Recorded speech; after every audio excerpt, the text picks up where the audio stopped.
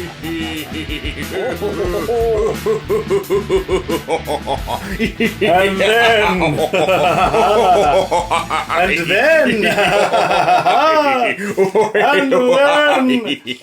swallowed him whole.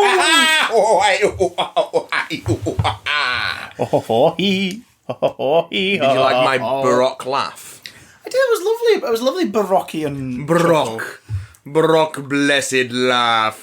Hello, Hi. everyone. Welcome to the Big Damn Cast, episode 189. We are at the beginning of February 2020, and we are talking about the Super Bowl trailer drop because nothing else is going on. And who are we, I hear you ask? Well, we are me, Matthew Bitter and Twisted Watson, and...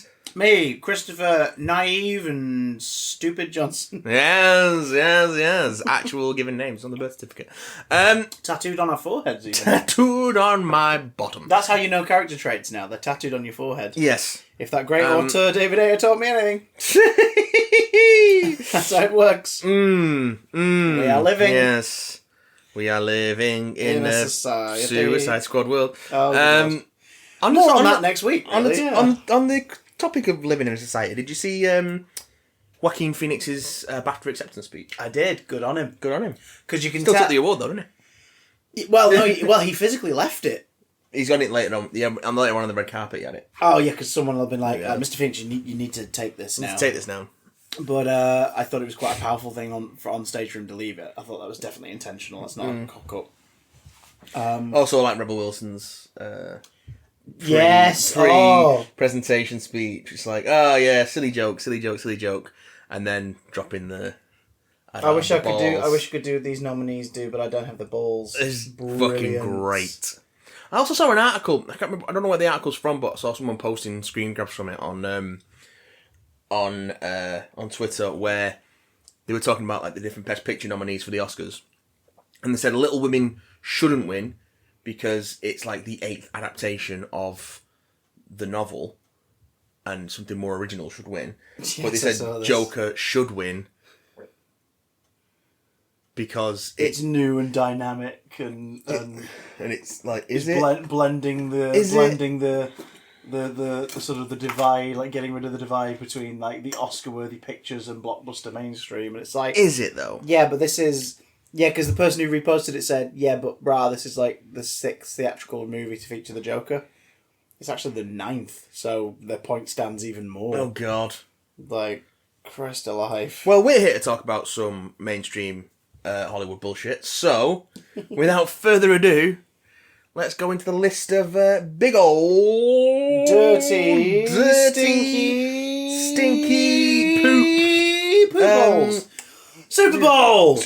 It's a big game that we don't watch, but we watch all the trailers because we are slaves to consumerism and popular culture. The mighty algorithm must be appeased. The algorithm consumes. We must consume.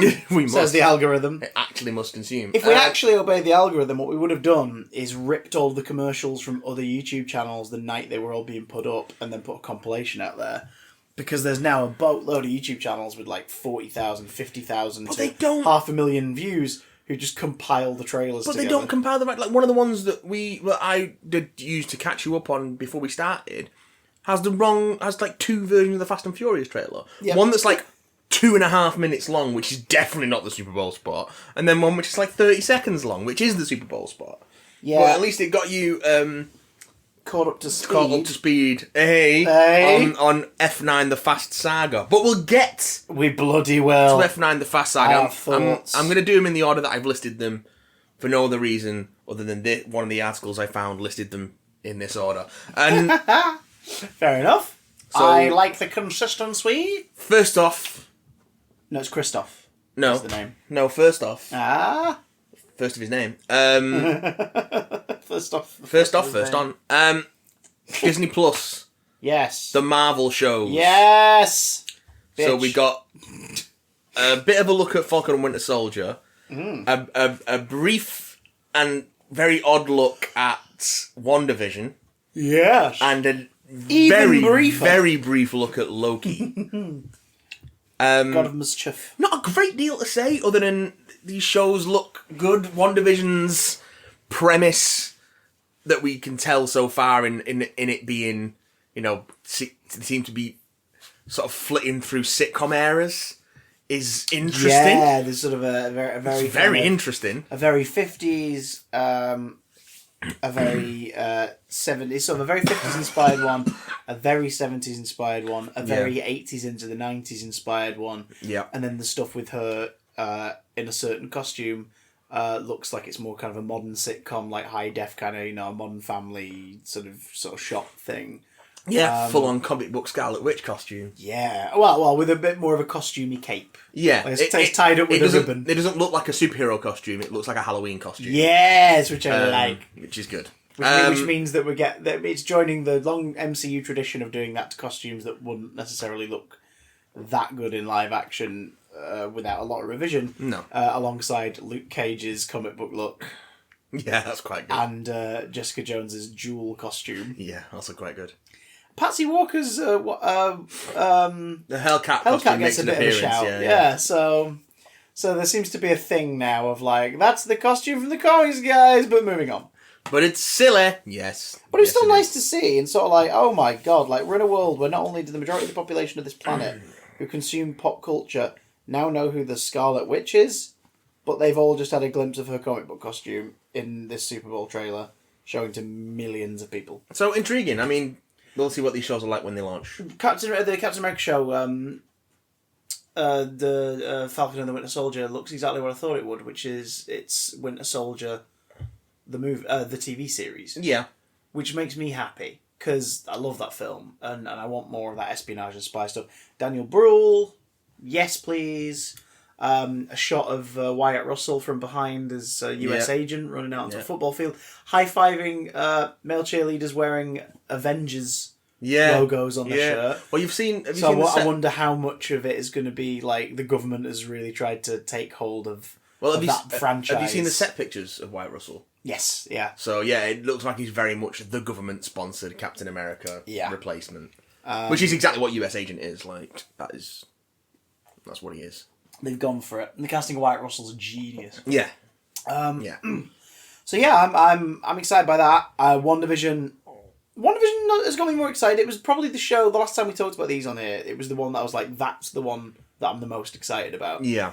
Because for several reasons, like they said that, it was after they said that Wanda was going to be the supporting character in Doctor Strange and the Multiverse of Madness. Oh, how true that is now that I imagine it's still going to be pretty true. Yeah, contractually, I can't imagine they're going to heavily rewrite it. Yeah. After they've got Elizabeth Olsen, like, secured to be in it for filming and everything. Like, they're going to keep it as is. I think they've said they're probably sticking with the script that they've got. Yeah. Mostly. Well, even Scott Derrickson, who, for context, Scott Derrickson, the director of Doctor Strange, was also the director for Doctor Strange and the Multiverse of Madness until recently, when he announced that they'd parted ways, him and Marvel Studios, over creative differences. Moved on from the project. And then he was a little bit sarky about it openly with his writing partner, and it's like, this is interesting. But even he tweeted after the Thingy trailer saying, like, just so you know, from someone who has some inside info, WandaVision is going to be incredible. So it's like, okay. Like, it's even getting his endorsement. That's a good sign. Yeah. Kat Dennings doesn't show up in the trailer, but Darcy from Thor 1 and 2 is in WandaVision. Which is a weird choice, but I'm okay with it. Darcy was working with Selvig and Jane Foster on research into into space travel and supposed dimensional travel that turned out as different worlds and all that stuff. So it wouldn't necessarily be that much of a stretch that she'd be called in to give a take on something, especially if Wanda is, let's say, in the real world, like, lost in a trance or whatever, like, because this doesn't appear to be her shaping reality so much as creating one for herself or trying to find one with vision. It just So looks... I'm kind of imagining it's kind of like The Cell. Do you know what I mean? You've got this, that Wanda's going to be, like, out of action, and that will be the main peril of the series, is that there is something externally... It's got Jennifer Lopez in. No. Although that did have the Kingpin in it. Well, so, yeah. No, I think it's going to be. I think it's going to be that kind of situation where it's like there's an external thing that needs dealing with, and Wanda will be out of commission because she's going to be on this personal journey. You know, sort of like it's going to be kind of a House of M kind of thing, but self-contained. Yeah. Wanda. I can't believe Bettany's in the makeup. Like, reality bending. He doesn't loves have it though, doesn't he? He doesn't. He's publicly talked about how much he hates the makeup process. Yeah, but he fucking loves doing weird shit. He does, and he said on record he loves the work the team do who make him look like that, and he thinks it looks incredible, but he absolutely hates sitting in that chair. And it's like, I can't believe that for this show they've got you doing it again. But he's one of them. Paul Bettany's one of those guys who's like, When the last time we saw you, they made a whole thing of saying, you can look like Paul Bettany now if you want. It's like, Nope. yeah, forget that. but he's just Paul Bettany's one of those actors who's just like, fuck it, I'll do it. I'll go mad. I don't I'll do weird. What's that, Ron? You want me to completely reshoot all of the villain scenes in the Okay. Star Wars movie? Okay, I'll do it. motherfucker And made arguably became the most compelling character in the film. motherfucker made Legion.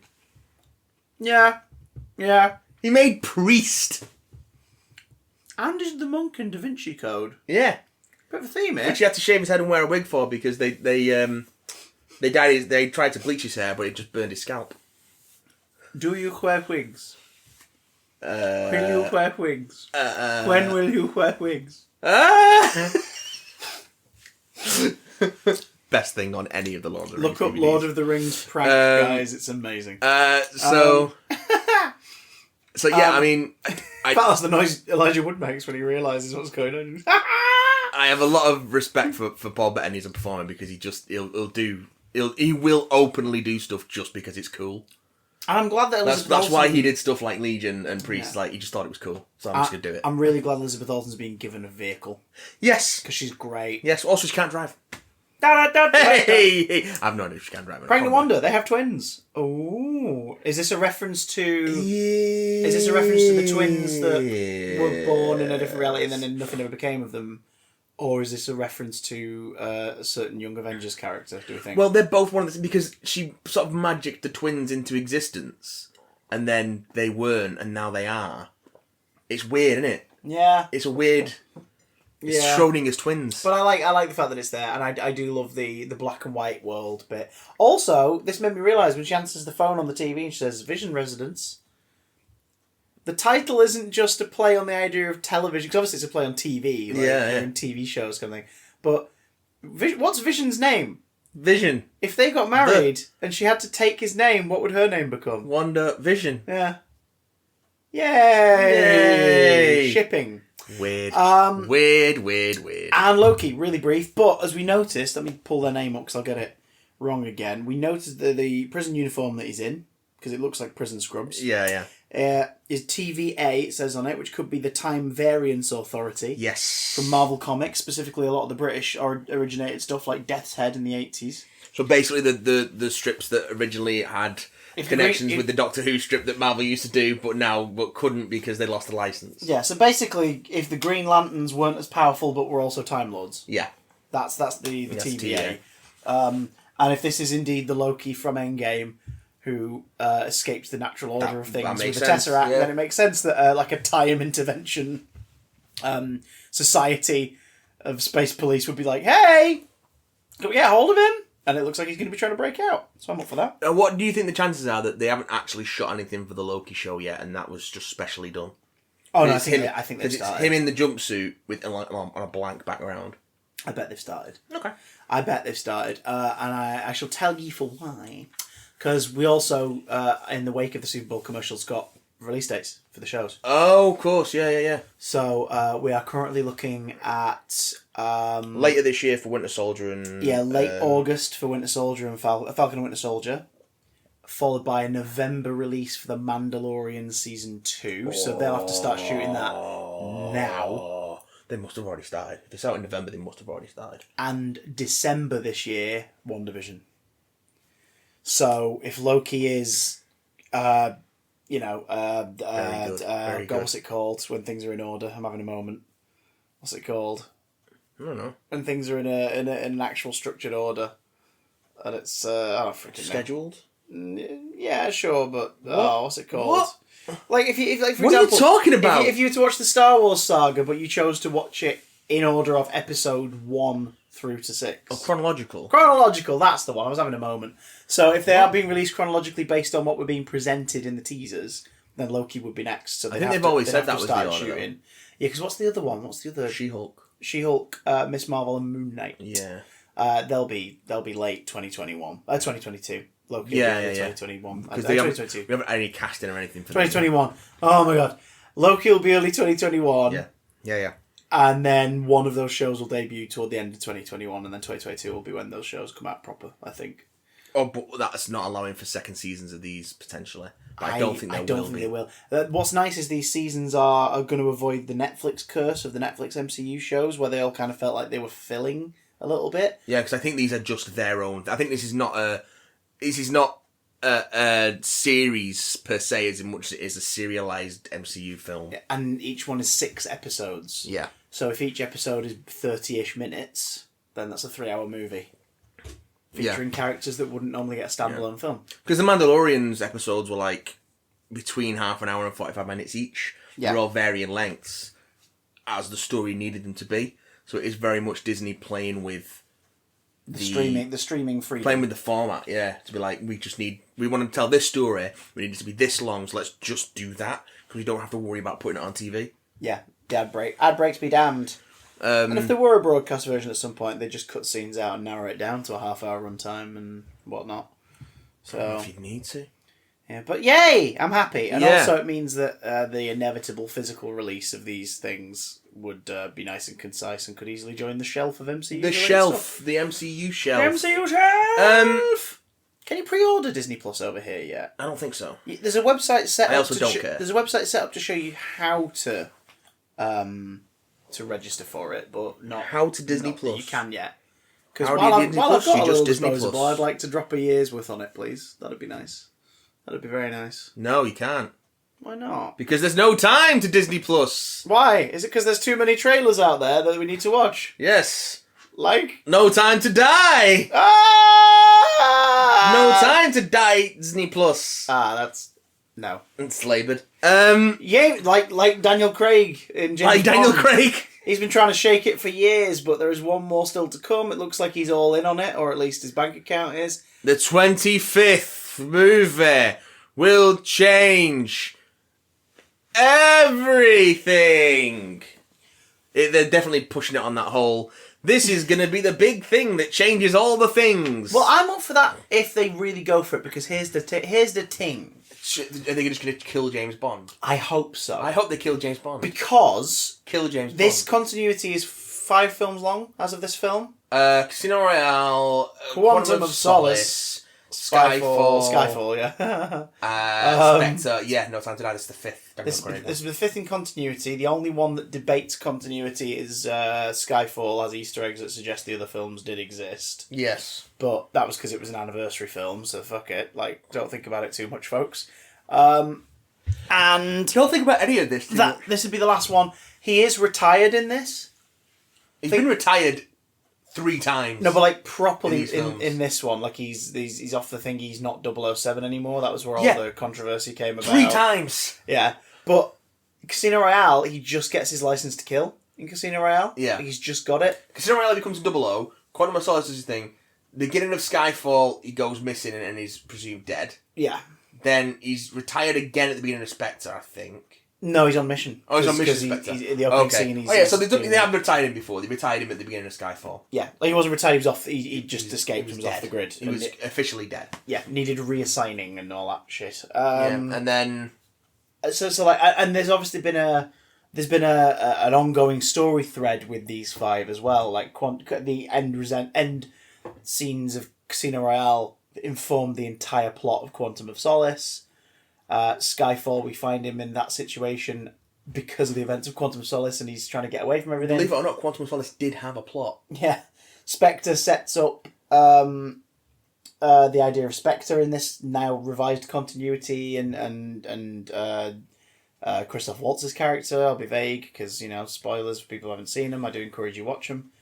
And this is obviously carrying on that a bit. Like, Waltz is in this too. Yeah, and Lea Seydoux returns. Like, so this is the first time the Bond films have had like a proper rolling, consistent continuity where you knowing about the last film aids your enjoyment and knowledge of the current one. They've had a similar Maybe before I've always had a sort of consistent supporting cast, but this one has actually fleshed them out a bit more. And they've recurred, they've not been replaced or whatever. Bennett and M and Q. And new M. And new M. Yeah. So it's you can't just do the old Bond thing after this one and just cast someone else in the lead role, because you're now implying that Bond is at the age where he would have retired from MI6. So you need to either end this version of the story or present a brand new canvas for this version of the story to carry on with. The biggest rumour, of course, being that he'll die in this one, and the future films won't be James Bond films, they'll be 007 films featuring whoever is now in that position. Lashana Lynch. Lashana Lynch would, of course, be the current one. And that would be great. That would be an interesting direction for the series to take. It would stop it from being stale. People are like, oh, we're not going to get more James Bond movies. It's like, you are, yeah, they're just not going to have James Bond in them. But guess what? That's fine. That's fine. Because you have 25/26/27 James Bond movies with James Bond as the title character. 27? Well, the original, the David Niven Casino Royale, which doesn't really feature James Bond, it features, because that's the whole one where like James Bond's a name, isn't it? And everything. Yeah. But it is an adaptation of Casino Royale in part. Yeah. And then there's an adaptation of Casino Royale and people's various fever dreams. And then there's the unofficial Connery one, which was Never Say Never Again. That is counted in the Bond canon. It's not in terms of Sony and MGM's catalogue of them. No, they don't count it because it was made by. I'm sure that's included in all the box sets and stuff. No, they're not. Not that one. Not that one. The one that was made after Moore started, they don't count it. Because it was a different studio. Much in the same way that Return of the Pink Panther was not considered a Pink Panther film for the longest time because it was made at a different studio in an interim between the rights. But in recent years, they've negotiated that and it now is included in the collections with everything else, which is good because it's got some of the best shit in it. But yeah, no, the Connery one they don't count because it's sort of, again, it's a remake of Thunderball. Oh, okay. Because Thunderball and then Never Say Never Again was also Thunderball. Okay. And then plot elements from Thunderball were used in one of the Craig ones, but I can't remember which one. It's like, for fuck's sake, why do you keep adapting Thunderball?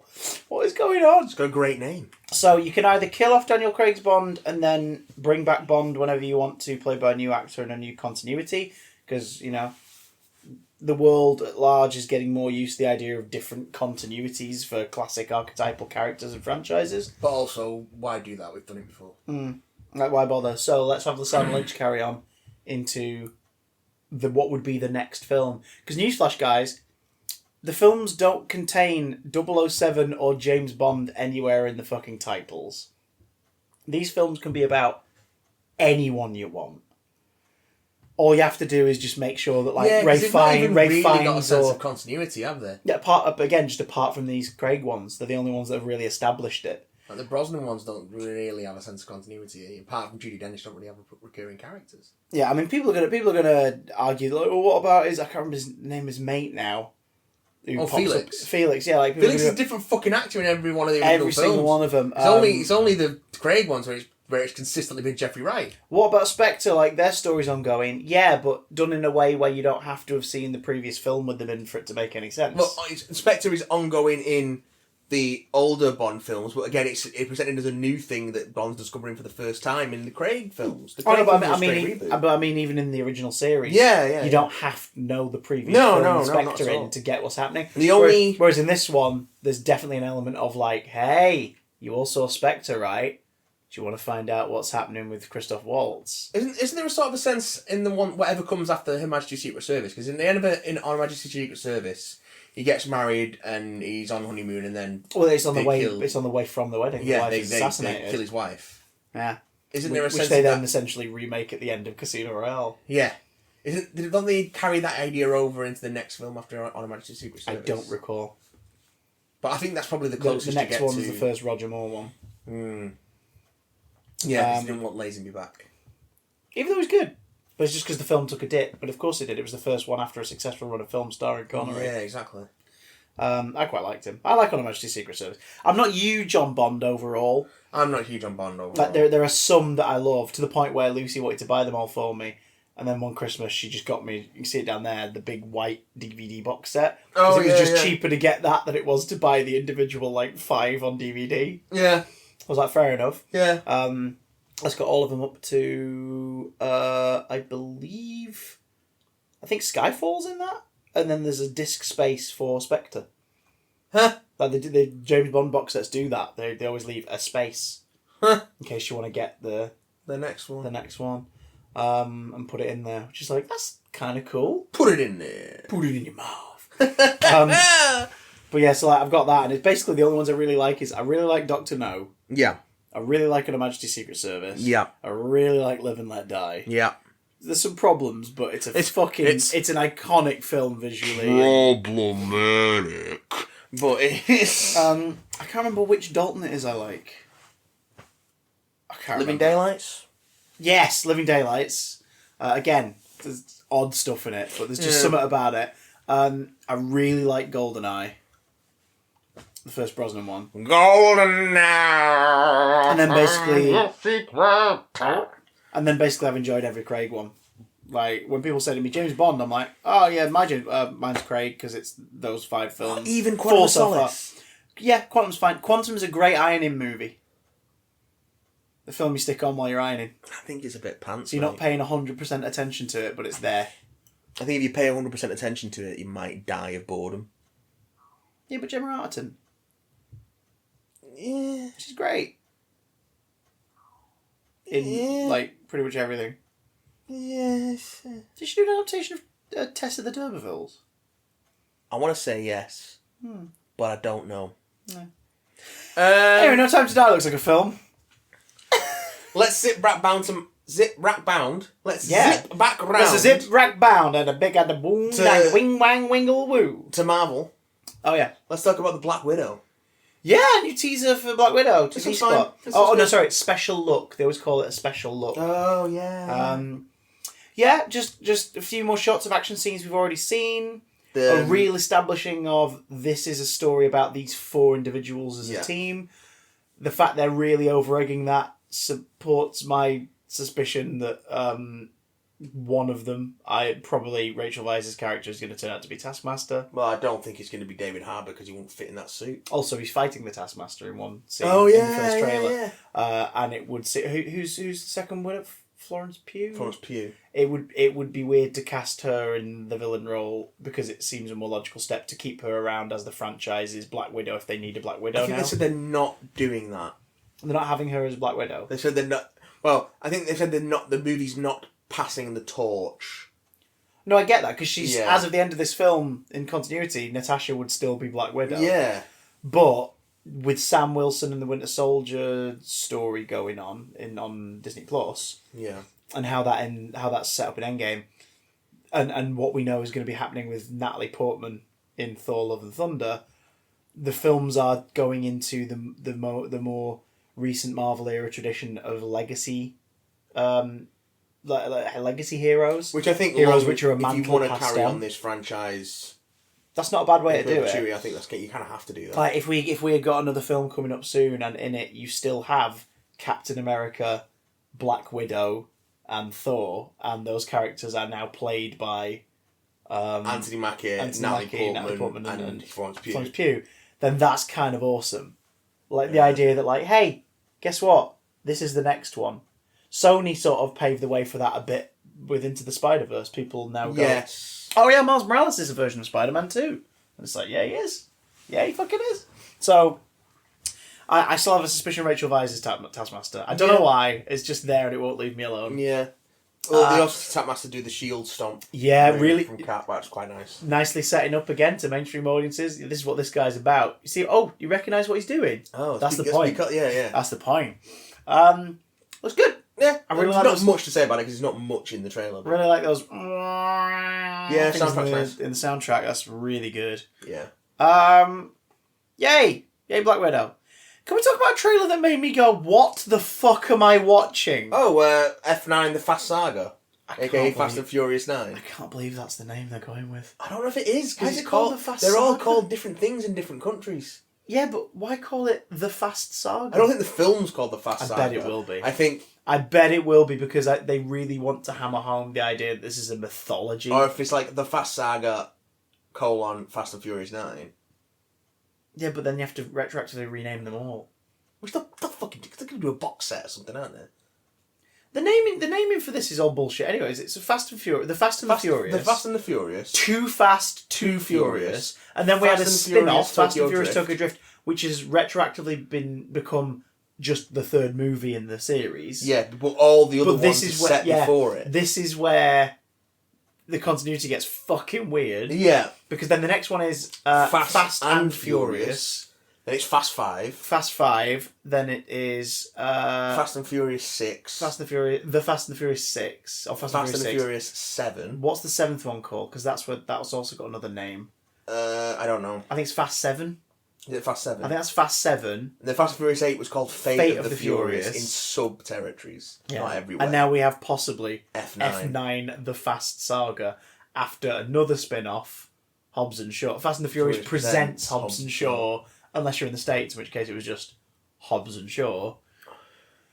But here's the thing. Fast and the Furious movies, I'm vaguely familiar with them. I saw like the first 2 years ago just cause... I have only seen the first one. It's a fine action flick. It's a bit dumb, but it's enjoyable. You gotta have NOS. Apparently from 5/6 onwards, that's what they embraced. They embraced it just being big, dumb, elaborate, like comic book action using cars. Great, sure. I am all for a switch your brain off and just have a real good time movie. But those movies still have to not be aware of how dumb they can seem. Do you know what I mean? They can absolutely play to it, but don't try and one-up yourself on the dumb aspects. This trailer's fucking abysmal. Both the spot and the trailer. I think you're being overly harsh. But again, it's clearly not for me. I've not run out to watch any of the others, but... And that's fine. I hope people dig it. I hope if I do see it, I have a good time. But this trailer is just like... We're a family. I'll always be in your heart. It's self-parody. Here's a necklace. Isn't it? This necklace is going to protect you because shit's about to go down. Why would a mum say that to their child? It's what the fuck is happening? Why are they living on the Tony Stark farm? Like, why is that the Hawkeye farm? Why does every film do that now? The hero retires to a farm. Why is this a thing? Oh, I know. It's because they'll have a set piece where he's like racing a tractor or some shit at some point. When bad guys inevitably descend onto the farm.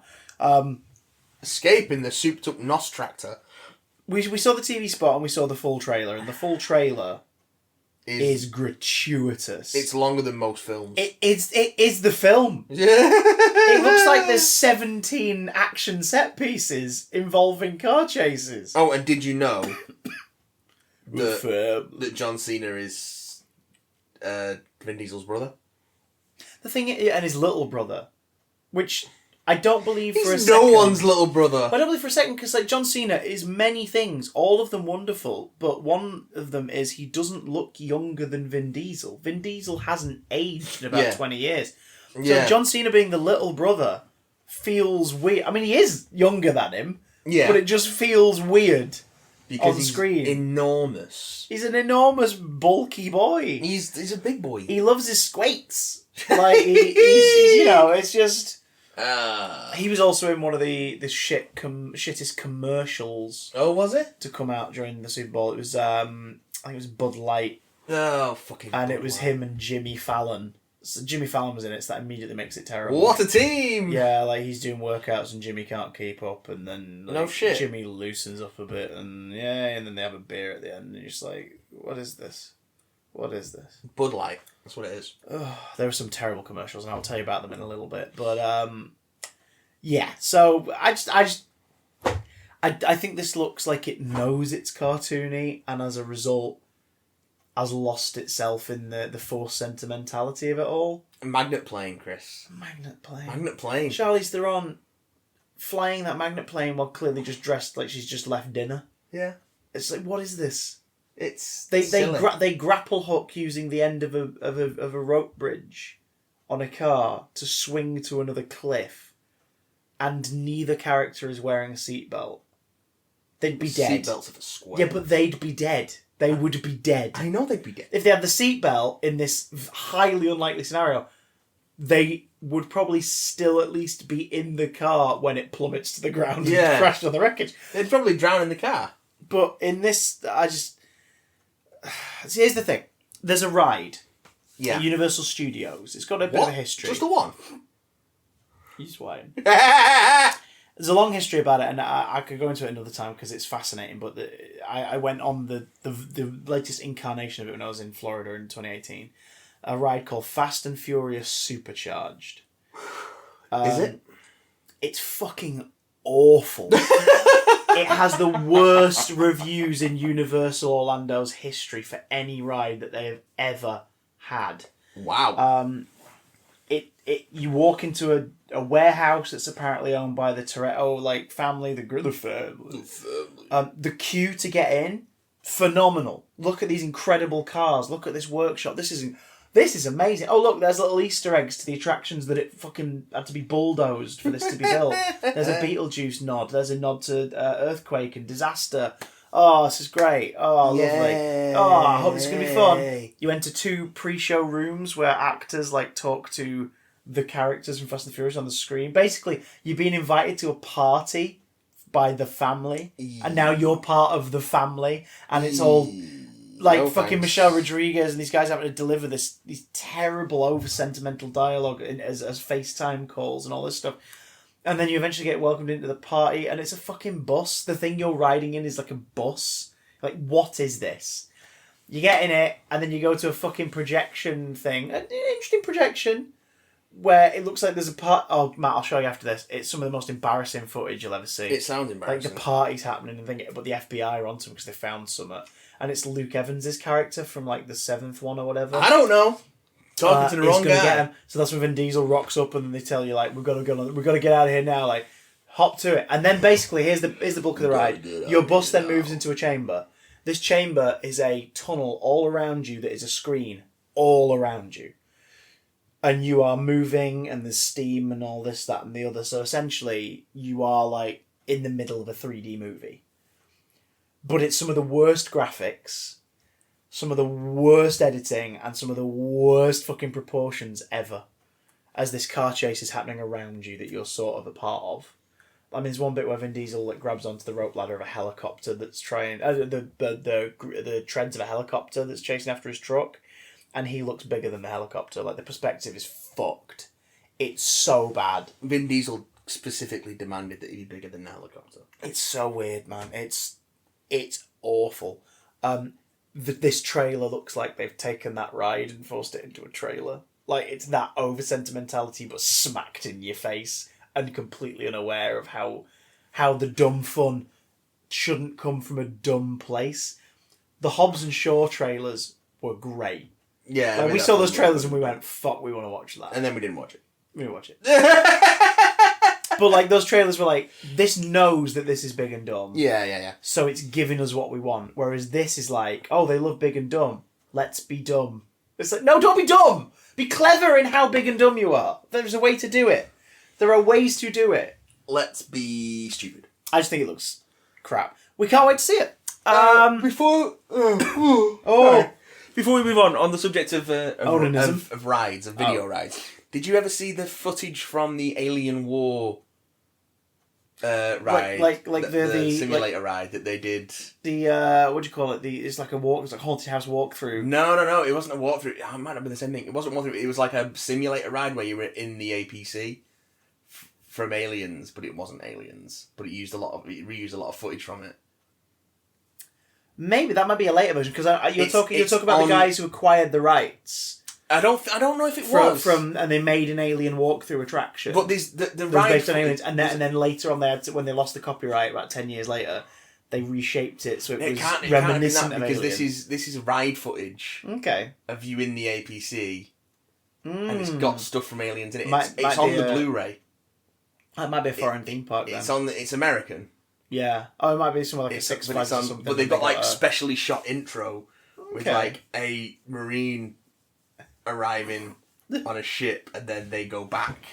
Because of course they do. I'll have to show it you sometime. It's fucking great. Because I know there was it might not be called Alien Wars, but there was like a thing where a Scottish company... That was in London for the longest time, yeah. Yeah, they acquired it and there's props from it, and then they lost the license and Fox wasn't willing to renegotiate, so they just had to change everything just enough and rebrand it as just like a generic Alien thing. It was resurrected a couple of years ago at the Edinburgh Fringe Festival. Yes. But not as aliens as the replacement thing. God, there's some cool shit out there. Do you know what else? No, I was going to segue saying, do you know what else looks cool, but it doesn't. Cool. Top Gun Maverick. Don't care. Do you think they're going to call him Young Man in this, despite the fact that it's happened in real time, so he clearly has to be in his 50s? No, because they may mention the trailers of like, you should be a 3-star colonel by now. You should be an admiral. You passed it. You should be Maverick. Why are you still flying combat missions, you old hoss? Which is, I find that really odd. It's because they can't avoid it. But when you see all of Tom Cruise's recent movies and how many times characters refer to him as a young man, they're trying to make him out to be way younger than he is. To be fair, he does look very young for his age. Yeah, but he's in his mid-50s. He's very incredibly well preserved. He's in his mid-50s. Yeah, it's just weird, isn't it? Weird. It's odd. It's so odd. I'm gonna live forever. Great. The thing is, you're listening to this, but you know exactly what impression we're doing. Yeah, just maybe it'll have some really cool flight sequences that'll be really impressive. But I mean, that is all the trailers. It's just like, look at me. Look at me. I'm Tom Cruise. I'm flying this plane. Where's Kilmer? Where is Kilmer? They're going to imply that he was Goose, wasn't he? No, he wasn't Goose. He was Iceman. He wasn't Goose. He was Iceman. They're going to imply that Iceman is dead. I guarantee. Dies. Yeah, probably. So there you go. You can ride my tail anytime. You can. Mulan! You can be my wingman, you dirty bastard! Mulan! You ride my tail. That was between films. Playing with my cock. Take me to bed now or you'll lose me forever. Mulan. I wish this didn't star somebody who was overly supportive of Hong Kong police being brutal to the public. Because it looks really well done. I think this is the most interesting of the Disney live action remakes because it looks like it's the least faithful to the animated original. Which is more interesting. It's still relying It's still relying on the animated original's existence. But they're all dependent on nostalgia. That's kind of the point. Yeah. But I think it is the most... The only way it couldn't is if a different studio was making it. Yeah, exactly. I think it's the most interesting, like, new take. There's a supernatural villain. Yeah, there's 2 villains. And one of them's like a witchy woman who's doing magics and shit. A witchy woman. And no Mushu. No Mushu, what was the villain called? Oh my god. Because that's not who the villain is in this. Like, not just Genghis Khan. No, but his look was sort of emulating that. Is it supposed to be the Mongols they're fighting against? Yeah, I think so, but it's that whole thing of they're making a distinction in this of it not being the same character. I don't know the legend at all. So. But his look still looks like him, so it's like, well then, what the fuck he did? It'd be like if the Royal Vizier in the Aladdin remake was called like, Jeff. And it's like, so it's not Jafar, and they're like, no. But he looks like Jafar, yeah. And he's got a parrot like Jafar, yeah. And he's got the snake staff like, yeah. But it's not Jafar. Jafar. God. Jeff! Jeff! Why am I not surprised? Yeah, Mulan. Again. I will borrow it on DVD from someone else in the future. The action looks impressive. I don't want to give it money. Well, but we've I got do want to it look limited, at it. so we won't have to. True. Do you know, I do want to give my money to. Is it A Quiet Place Part 2? Sure. I'll just throw money at them. But have silently. my money, John Krasinski! But not coins. Take some money, Emily Blunt. Have my money, John Krasinski! And the child actors whose names I don't recall, which is bad. Also, Cillian Murphy and Jimon Honsu. Yes. We've added those now. Who? I'm intrigued by this because I think if they stick the landing of what the trailers make it look like they're going for, we're getting a The best The Last of Us adaptation we're going to Yeah, see. the idea that It's so reminiscent of The Yeah. Last of Us, right? It's but just, the idea that after the end, quote unquote, the only people left are not worth saving. Yeah. Like the only people left are the worst. It's a bit kind of... It's nihilistic. It's a bit kind of classic zombie movie trope Yeah. as well, and especially in a world where The Walking Dead's been on for 4,000 years. I think But the only thing that's ever really done that well before, I think, is The Road. yeah, and I guess it's going to be interesting because the first film was such an intimate tale where you were scared for this family, and you got glimpses of how other people had been dealing with it all. Yeah. Whereas this time, they're going out into the world. The hook of the movie is, like, what happens when they leave the safety of the farm, the minimal safety of the farm, and meet other people who are not necessarily. But now they have also their have a best sense interests at heart. of how to weaponise what they've done. Yes. Yeah. They've killed one. Yeah. So I think it's interesting. I think the flashback stuff. There's a bit more of that in the teaser, specifically Krasinski. yes, It's like there's John Krasinski. Oh shit, he's in the film. Yep, because we're going to go back to the first day one of it all happening. But of course, like watching those scenes, you'd be like, well, there's no peril really because we know that the family survive. So it looks like, based on the teaser and the full trailer, Krasinski as director has got around that by going, yeah, well, we're going to show you some really interesting visuals to keep those scenes tense. Because I think you could do that. I mean, that shot of the bus and just the fact that before it cuts out in the trailer, You can see one of them them's crawling out the front. Yeah. It's like, oh, that's It's tense. very cool. And I think you can have that. It looks like they're doing it with the other characters as well. Yeah. Yeah. So like it looks like there's some flashback stuff with Cillian Murphy's character. Mm. And I think that's interesting. Is not you don't have that stuff in there to create tension. You have that stuff in there to just flesh out the characters a bit. And I think Make us give a shit when people inevitably start falling you can prey to these things. it gives you a chance to flesh out the world. But I think you can flesh things out. I think a lot of horror and sci-fi sequels have this problem. That's why you're not allowed in public libraries anymore. Yes. I am. I'm very good now. So, a lot of sci-fi and horror sequels have this problem where they sort of flesh things out too much and they explain too much. But I think there is a happy medium. You can. I don't just mean Madame Zelda. I mean like. I was going to say whoever got Derek Akora's gigs. Oh, hey! Okay, now. Mary loves Dick. Mary loves Dick. So, I think you can flesh things out without giving it too much. You know what I mean? Yeah. And I hope that they stay, because Krasinski's co-writing again and he's directing. So I think it's as long as he stays that side of the line, it could be really interesting. Could be good. Do you know what else can be good? We're going to touch on this briefly. The commercials and generic ads for. Oh, we're doing this bit, are we? Yeah, I feel it's a good divide here because everything that's about to come next is sort of not that.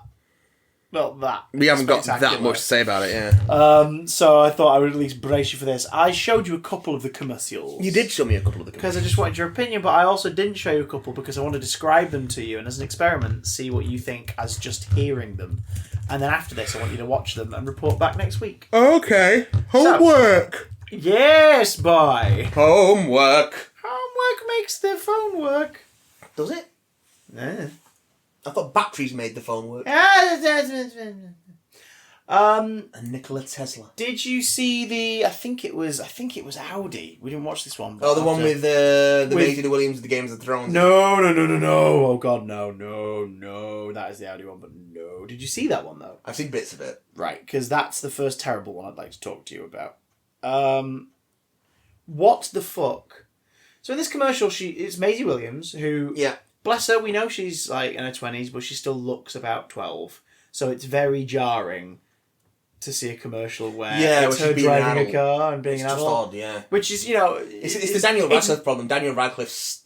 I watched a bit of... Now that there's more facial hair on him in most of his roles, my brain seems to be disconnected I from watched him the as a first kid now. episode of Miracle Workers last night. Oh, how is it? It's pretty fun. Is Buscemi good as God? Yeah, it's fucking great. Yeah. But even in that, when he's got a full fucking beard, he looks like a kid wearing a stick-on beard. Like, it just looks odd. Fair enough. And then he shaves later on in the episode, and it's like, you just look so... You're a grown-ass man. You're fucking my age. The same way that... You just look so young still. The same way that Elijah Wood still kind of looks like he's in his late 20s, despite the fact that he's like 42 maybe at this point. Well, he's not that old, but he's nearing 40, and he doesn't look that much older. He turned 19 when he was in his fellowship, so he's got to be... Yeah, he's got to be fucking 30 odd now. Yeah. Tiny That was 20 years ago. Elijah. Yeah, he's nearing 40. Yeah. He's got his own production company and shit. That's what he does for a living. Off. The passage of time. So old. But, so yeah, Maisie Williams is just... That's already kind of jarring. Yeah. She gets stuck in the LA traffic. It's a hot day, and all the shots are implying that, like, it's stressful. There's queues, nothing's moving. She's looking out the window. People are looking annoyed, and there's honking, all this, that, and the other. Then she starts singing Let It Go from Frozen. What? Somehow turns left onto a clear road from being stuck in traffic. Okay. And then it's just a montage of shots of her ploughing through empty streets in LA, looking really happy, singing Let It Go. Quite well. Like, it's a good cover. With random people watching her drive by, joining in with the lyrics.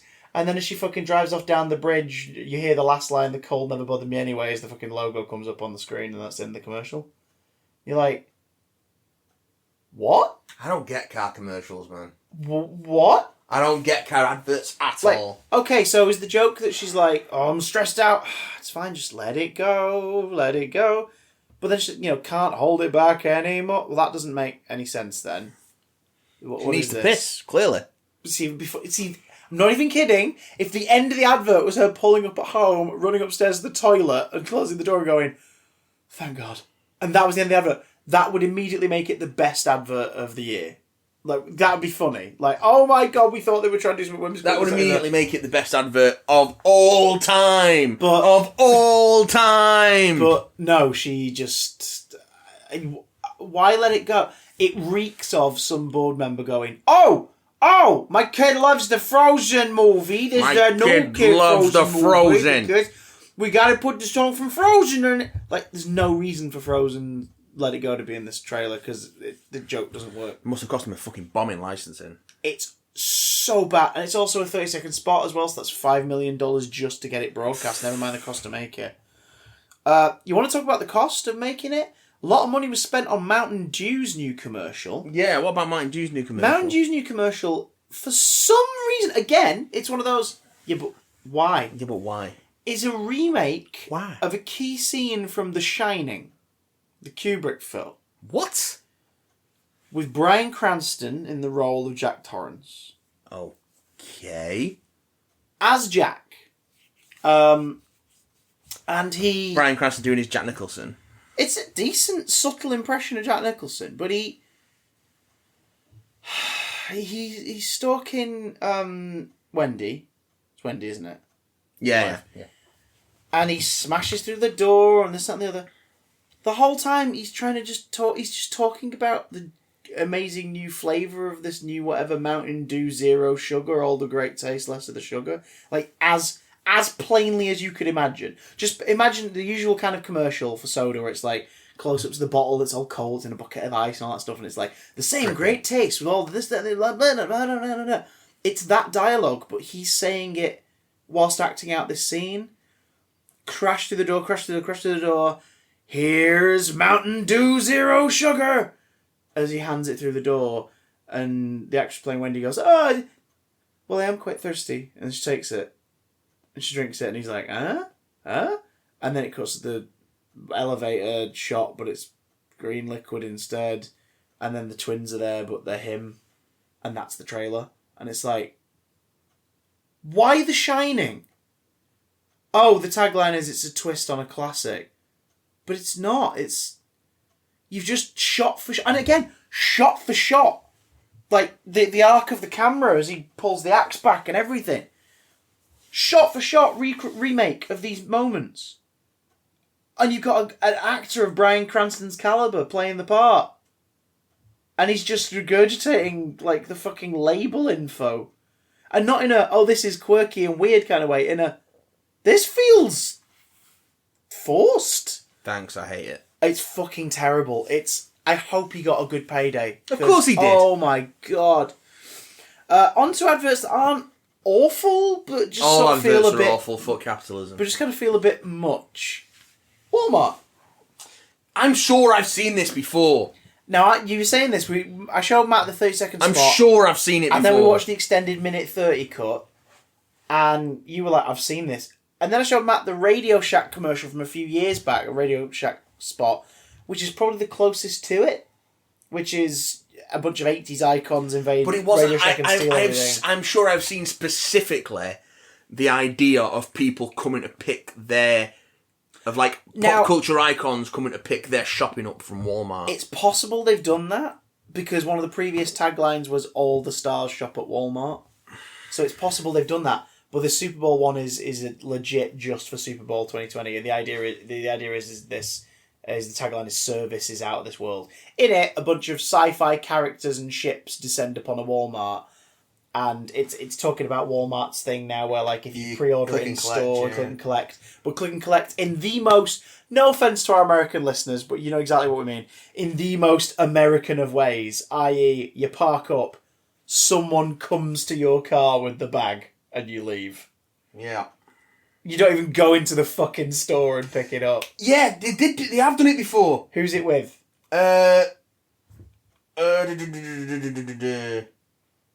My Aunt Sally.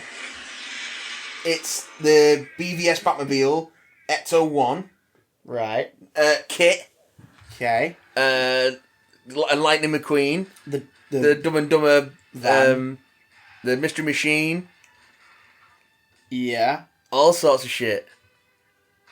Oh. That's what I've seen before. Oh, is that the vacation car? Yeah. Oh, Scooby's voice. And it's similar in that it's all like... You know, Slimer actual there. Slimer in there. Which Ecto 1 is it? Oh, it's the classic one. The Jurassic Park tow vehicle. Okay. Pumpkin Cinderella. turned into a carriage. Is it? Oh, the floor's turned to... Oh, right, okay. Oh, Jesus, it's the Disney one. They've spent money. Oh, yeah. Like they did in this one, like... Flintstones. Star Wars and Guardians of the Galaxy got references. They've spent the money. Oh, yeah. Yeah. But like I say, I've seen it before. Bumblebee. Okay. And that's in his Bumblebee solo movie design. So Yeah. this is recent then. DeLorean. What? Why? Who's going to be in it? Oh, Kit. Oh, okay. Senile Kit. Interesting. Yeah. Right. Yeah. No matter what you drive, Walmart. So like I say, I've seen it. I knew I'd seen it before. What year is that? That's from a year ago. So they've remade their own ad. Yeah, they've remade their own but ad. this time specifically with just sci-fi characters. I knew I'd seen it before. That's so I am weird. vindicated. Vindicated. Yeah, it's a neat concept. Yeah, but it's just there's some deep cuts in this one. Yeah, they do a fucking arrival. An arrival gag, which is fucking Mars Attacks, which to a whole couple of generations will not be a thing they A recognise. Bill and Ted bit with a de-aged Alex Winters. Which looks phenomenal. My suspicion, there's a de-age sequence in the upcoming Bill and Ted Face the Music. And this is them like trial running a reaction to it. They've got the Walmart have gone like, we kind of like Bill and Ted showing up, and it's like, right, well, good luck affording Keanu. You can't, but you can't have Ted. But you can absolutely have Bill, which still works because the gag's subtle. The gag is like, why is modern Bill arriving in the thingy and like younger Bill is that? It's like, oh, he's buying him beer. Yeah. Older Bill is buying younger Bill beer. That's kind of funny. But the de-aging, the digital version of Alex Winters, that's amazing. Looks incredible. So I think it's a trial run publicly. I think they've agreed to do it because there's a sequence in the upcoming film and they just want to see what people say. Because the main reaction to this trailer has been, holy shit though, the young Bill. Like, that's been the majority of responses to it in the comments. Frank the Pug from the original Men in Black. And the Worm Guys. With the Worm Guys rock up. Fucking Marvin the Martian, who gets his dialogue in the extended version. Much love to Eric Bowser for basically being the voice of every Looney Tune now. And smashing it. It's fun, But again, it's just kind of like, right, we get it, pop culture. It's still okay. it's still an advert for an all-consuming capitalist entity. Yeah, but definitely one of the least shit adverts. The out of the batch, if you're just going purely off having to watch that stuff. And the one that I haven't actually, I don't know if you've seen this, but it was the... oh god, hang on. Sorry, my computer's going a bit skew-if. Don't go skew-if, computer. I've got things to show Matthew. It's the... shitting hell, which car company is this? Oh my god. Is it the one with really skinny Jason Momoa? No. But what was that? I have no idea. Oh. No, it's that Hyundai. Chris Evans, John Krasinski, and Rachel Dratch. Yeah. Did you see that one? This was around before the Super Bowl. Yeah, but it got a Super Bowl airing. Yeah, because it's the one where they're all talking in their Boston accents. Yeah. Smart pack. Smart pack. Smart pack. Well, you sort of realise that, oh yeah, they're all from Boston. Yeah. This is really weird. And also, much love to Rachel, but the main thing that made me happy with this was watching John and Chris and going, ha! The once and possible Captain America's sharing an He could have advert. been Captain America. Whilst they are both super buff. I have got... Because Evans is in like post-Avengers buffness. Yeah. And Krasinski is in full-on Jack Ryan buffness. Yeah. It's like, oh, there they are. Cap and alternate universe Cap. I got one question. What's that question? Where's Affleck? He obviously didn't get a smart pack. How do you like them apples? I don't like the sound of them apples, Will. What are we going to do? Right, back onto the films. The Invisible Man! Dun. Incredible how you get. This looks alright. This looks pretty neat. Yeah, the spot doesn't really add much to the concept. No. I mean, not a lot of these do. But I imagine it would probably be the first exposure a lot of people have had to a trailer for this movie. If you haven't seen a horror film in recent months or watched the internet obsessively, you won't have seen the original trailer. Because it was a while ago now. So, yeah, cool. Grab that TV audience. People who watch The Handmaid's Tale will watch this trailer and go, oh, I like her. Let's watch that film. Do you think they're going to try and tag a Dark Universe thing onto the end of this one? No, because it's Blumhouse. It's not Universal. Is it not in association with Universal? No, because The Invisible Man is an open property, but it's. I think Universal have to give permissions. I think it did come out of... This production did come out of the sort of collapse of Dark Universe. Yeah. So, maybe Universal are trying to quietly backdoor a Dark Universe replacement through these lower-key Blumhouse reimaginings. It wouldn't surprise me. Because there's still talk of them doing a version of Frankenstein. It's like, okay, sure. Oh yeah, they were going to do Bride of Frankenstein with Angelina Jolie, weren't they? Yeah, and that was going to be be their first Frankenstein film, Bride of Frankenstein. Weird, but yeah, it looks right. Sonic the Hedgehog. Famous sports people and more footage from Sonic. This movie looks like it could be dumb fun. And a less impressive Sonic because it's the commercial and someone's banded together like 3 seconds of footage of a Sonic just going like, talk more about me. Yeah, it took like 10 fucking artists, like 3 weeks of overtime. For the sake of Ben Schwartz, I hope this movie does well. I think he's great. Well. And him talking about it in the press has been really sweet to watch. It looks silly, and it looks like it could be fun, and it looks like Jim Carrey's doing wacky again. It looks like he's having fun doing it. Yeah. That's the most important thing. Like, that's the thing that I think we've not seen for so long. It doesn't look like forced Carey resurrection. It looks like he's going, yeah, fuck it, why not? He's also, in the press, been openly talking about, like, oh, well, if we do another one, this is what I'd like to do with it, the character. Just like, wait. He's openly talking about sequels. Carey doesn't do sequels, guys. He's only done 2 in his career. Ace Ventura, and after his experience on that, he decided he never wanted to do a sequel again. Despite the fact that, retroactively, When Nature Calls is the less problematic and much more enjoyable of the 2. Definitely. And he did Dumb and Dumber 2, but only because he was like, fuck it, I want to work with Jeff Daniels again. Yeah. Let's do it. That's why he did it. It was not received well. The only compliments it got was, it's lovely to see these two in scenes together again. That's it. So the fact that he's like, yeah, there's stuff I want to do with Robotnik suggests that he's like, oh fuck, he liked this / enjoyed the paycheck. We'll see. Who doesn't enjoy Paycheck? I hope it's fun, and I hope we don't get horrible stories afterwards of artists doing crunch. I hope it's like, no, I think we've already had they that. Hired more people and they did this and they made it work and this, that, and the other. Like, they crunched. You know they crunched. They crunched because someone on the internet spat their dummy out. Lots of someone's on the internet spat their dummy out. Da, da, da, da. Like, you should have just fucking stuck with it. And then changed it for the sequel. Like, you fucked up, you stuck with it. Don't fuck... Like, the executives fucked up, should have stuck with it, should not have forced a bunch of underpaid artists who probably aren't even going to get full credit to do crunch. Because you fucked up. I mean, that's the way the industry works, unfortunately. When did that trailer come out initially? It was like June or something, wasn't it? The movie was supposed to be out by now. For a November release. Yeah. So, if they'd have delayed it to the following November, that would have been more than enough time for the team to work on it without it being under pressure.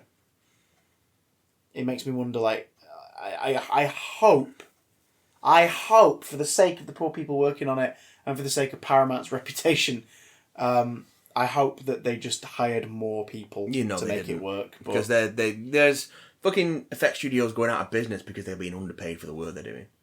It depends on how Sonic was implemented into scenes. Because if there was any form of performance capture used in the software, they could not easily as press of a button, but they could very easily replace it. It'd be easier than having a keyframe animate everything. I've seen James Marsden talking about acting alongside blue and green beanbags, so it's like, no. He deserves to be in more things. He's great. What am I doing? Yeah, that's a pretty good fucking line read in the trailer. Go watch Westworld. He's great in that. The SpongeBob movie, Sponge on the Run. SpongeBob looks fun. The animation style is beautiful. Yeah, it sort of looks halfway between Spider-Verse and the Peanuts movie. What can we say about SpongeBob that has not already been said? People love him. The voice caster, some of the hardest working voice cast in telly. They tend to be pretty good fun. This one's got Snoop Dogg and Keanu Reeves in it. Yeah, Keanu Reeves is a wise old sage. Literally a bundle of sage. Yeah, a fucking tumbleweed. Amazing. Amazing. Just his face in a tumbleweed. Because of course. Sure. Yeah. There you go. That's my reaction. So, yeah. What do you want to say? Minions: The Rise of Gru. It's another Minions movie. Has there been a full trailer for that, or is it just this TV spot? I'm not sure if there has been. I haven't seen it. Because the TV spot is like, hey, look, here's Gru. Oh no, that's it. The full trailer's coming soon. Oh, because the TV spot was a teaser for the full trailer. Okay. Because I thought it'd be like, it's the first time they meet Gru, and it's like, yeah, it is. Based on the trailer, Gru's a freaking child. They meet Gru at the end of Minions. Do they? And he's a child. Right. So this is a sequel to Minions and a prequel to Despicable Me. Illumination, folks. They're fine. You just say that because you're a Karen. They're harmless. You're a Karen. Like this. You'll be spreading memes with wise proverbs and pictures of minions on them on your Facebook. They're not good. You're a Karen. But they're harmless fun. You're a Karen. You're a Karen. They're harmless fun.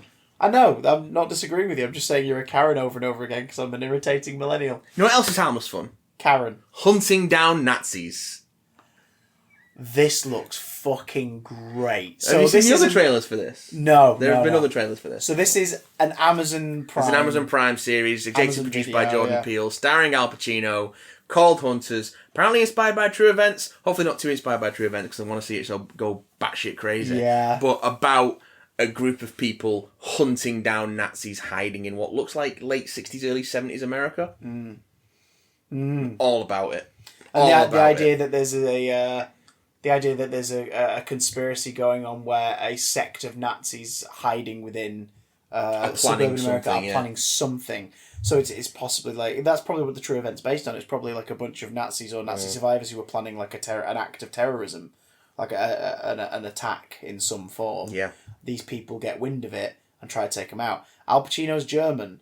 I'm fucking loving his accent. Sounds amazing. Al Pacino is organising the people who are going to find the Nazis and kill them. So he's clearly some kind of Jewish survivor. Yeah. He looks great, considering he's not been brilliant with accents. His German accent is phenomenal. It looks like he's getting a full-on Al Pacino shouty scene as well. It's definitely got it, because if John Peele's producing, I'm assuming this is a Monkey Paw production. I think it is. It's definitely got the look of Us and Get Out. There's cinematography is very that similar. Part at the beginning of the trailer where they're at a barbecue, and it's very pastel Americana. And then someone just goes bad because they see a Nazi. She starts screaming Nazi. Nazi. Drops a pie. Yeah. There's a Tarantino trunk shot in there.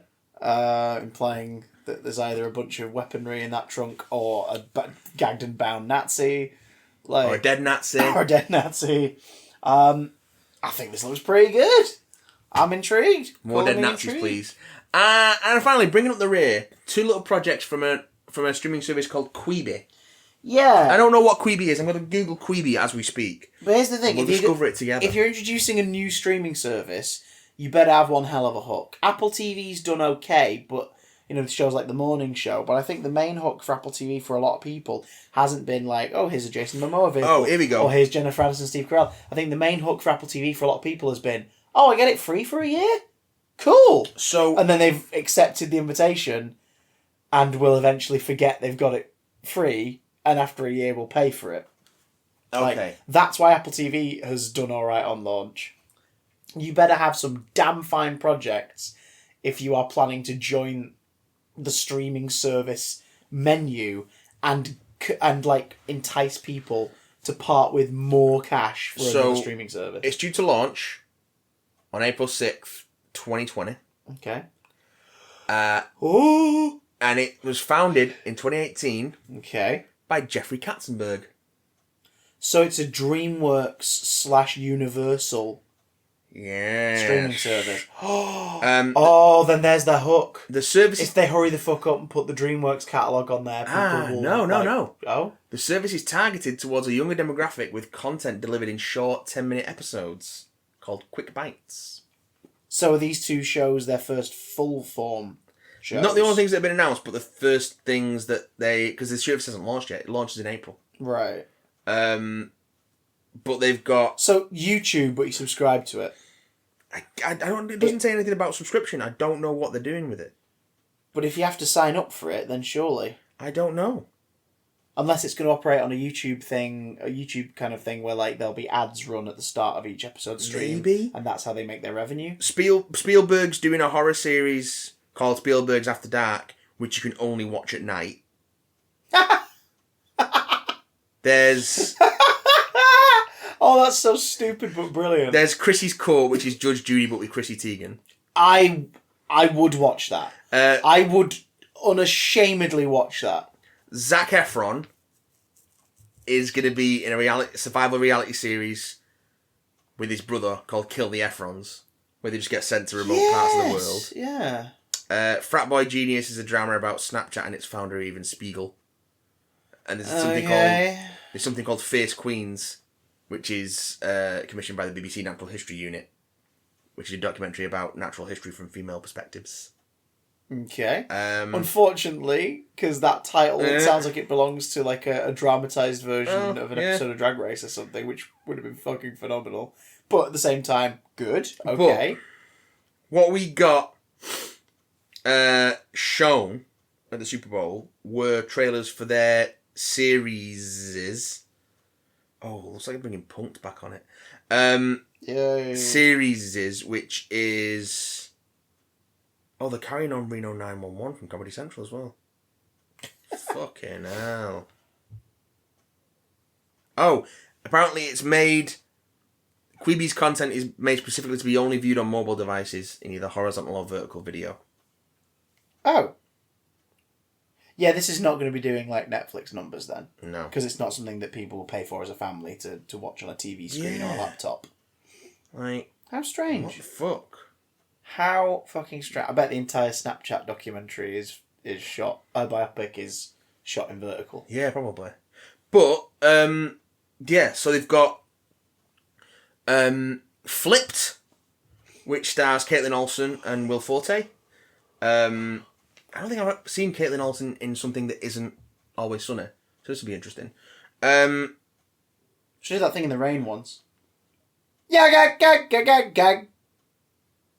I hate him so much, everybody. He will kill me after I stop recording. Looks like it's about 2 people who are into house renovations, and then they try and enter a competition to become the next house renovation show, and then they find a bunch of cash in the wall, and they use it to do their own house renovation show, but then it's also gangster cash, so now they get made to renovate a gangster's house. I don't know. It feels like many cooks. They just showed the whole series in one thing. It looks like an interesting premise for an hour-and-a-half long screwball comedy movie. But apparently, if Quibi's content plan finds works as intended, then you'll be getting it in 10-minute episodes. Maybe that is the way to go. Maybe we did literally see a bit from each episode. So it's planned to have a two-tier subscription. Oh. $4.99 with ads, $7.99 without ads. For God's sake. Yeah. And we also saw their trailer for their revival of The Fugitive. The TV series turned movie turned TV series again. Which stars Kiefer Sutherland and Boyd Holbrook. Boyd Holbrook is the titular fugitive. Kiefer Sutherland is the role made famous by Johnny Lee Jones. Tommy Lee Jones. Tommy Lee Jones. I don't know who Johnny Lee Jones is, but, Tommy Lee Jones. But I want to cast him in everything. In the Harrison Ford film version, and he's got his own spin-off. U.S. Marshals. Yes, U.S. Marshals. Which is pretty good. I like of course, it. Quite a bit. Harrison Ford got his own spin-off in the form of being in more films where he was on the run and didn't want people to hurt his family. I did not kill my wife. Even Air Force One, where he's the president, felt like it was just sort of Fugitive again. But Get on a plane. off my plane. Nowadays, of course, it'd be. Get off my plane. And it literally would be his plane. He's saying it to himself as he lights up a doob. He's saying it to himself after the crash. Oh, God. Trying to will his legs into movement. Get off my plane. God, that got dark. Yeah. Flipped in The Fugitive. Queeby? What the fuck's Queeby? It's doing these things. I fucking know. It looks like other like mid-budget. Another. Mid-budget network drama / comedy. Comedy for Flip, drama for The Fugitive. It doesn't look particularly interesting or special. But some of the other stuff does. So what do you think? What Super Bowl trailer tickled your dirty pickle? We'd like to hear from you guys. At Big Damn Cast on Twitter. You could, of course, comment anytime on the Discord. If you're on the Patreon, patreon.com/BigDamnCast.